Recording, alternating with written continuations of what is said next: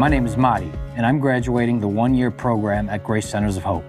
Hi, my name is Karen, and I just graduated the one-year Life Skills Women's Program.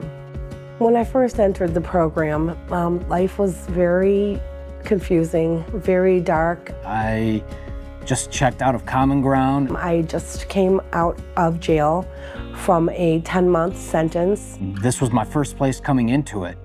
I wanted something new, I wanted some change, I wanted something different.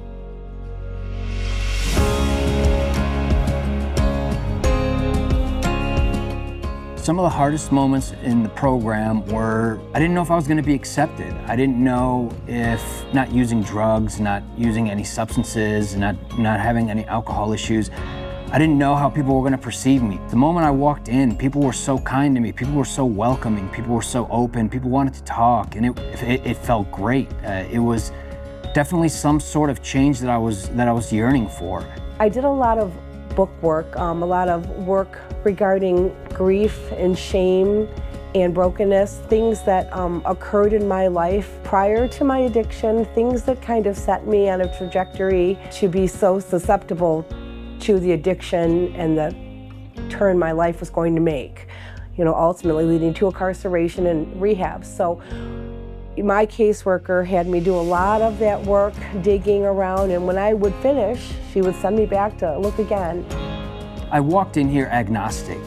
In a previous life, I was full-blown Muslim. I prayed 5 times a day. I fasted during Ramadan. And going from being Muslim to agnostic, now to Christianity, I understand that God exists. That one piece that tells me that there's something bigger and better than me always keeps me on a sound board.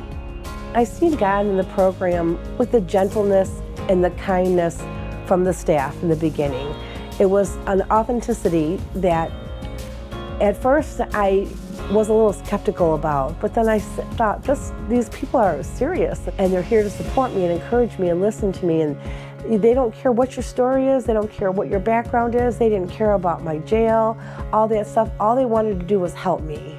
The entire time that I've been here, the one piece that nobody allowed me to live was to be lonely. People always checked in on me. People always asked me how I was doing. People always smiled and wanted to stop and have a conversation with me. And that meant a lot to me.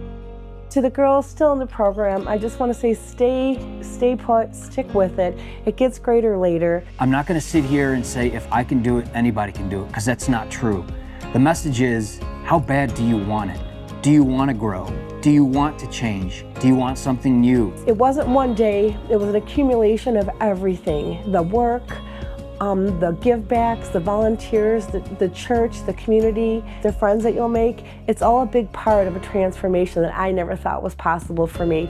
And speaking from someone who's been to over 13 rehabs, nothing's worked. And I am over 1.5 years clean. I've just graduated this program. Life is really good right now, so take my advice, keep going.